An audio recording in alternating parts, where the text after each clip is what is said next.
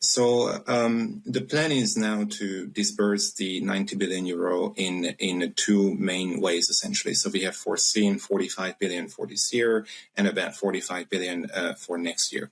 Now, if you zoom in further, we have 28 billion for defense this year and about 17 for budget support, and that's kind of the plan for next year as well, according to what we have in place right now.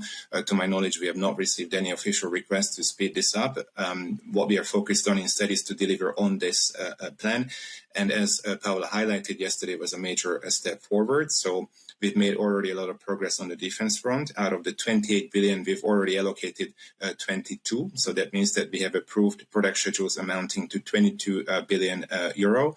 And out of the 22, we've already disbursed 8.5. So what you will see in the coming weeks is even more approvals, even more disbursements. The next couple of weeks, we'll be looking very busy on the defense front because we know what is at stake. We know that there is an incredible amount of urgency, and we are speeding up our operations accordingly. Now, on the budget support front, we have two channels to disburse funding. We have the MFA, so the Macro-Financial Assistance Program, and the Ukraine facility.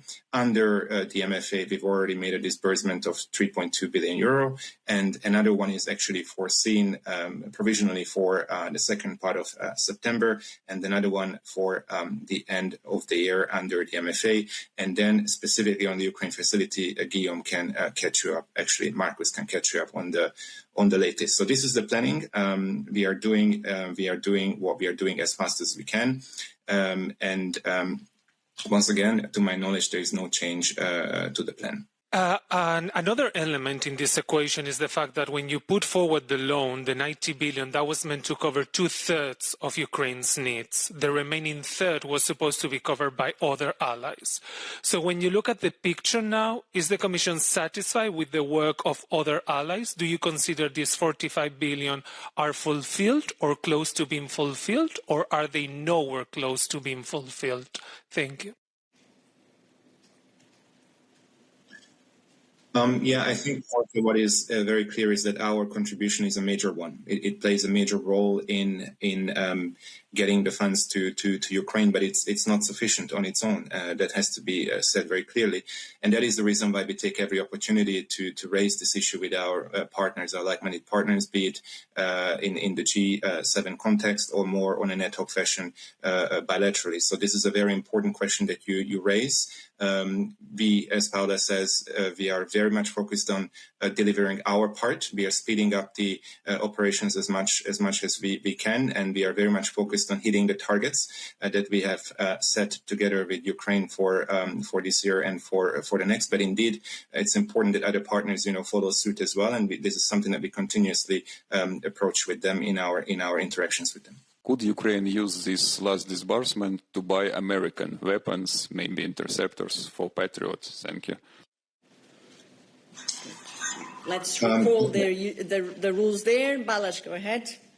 So I want to distinguish between two things. The first step is always the approval of the product schedules, and then we follow up with the disbursement. So what happened yesterday was that we approved 7 product schedules in total.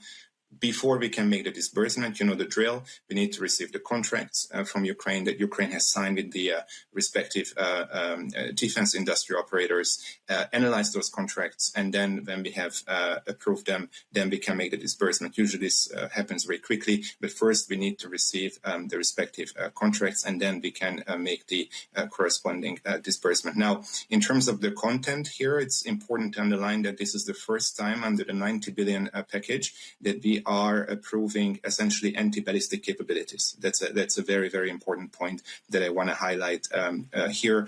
But it's not only about that, it's also about missiles, ammunitions, and radars. Now, regarding your question, we cannot comment on the details of product schedules. Those are confidential, but what I can say is that in this round, there is no derogation.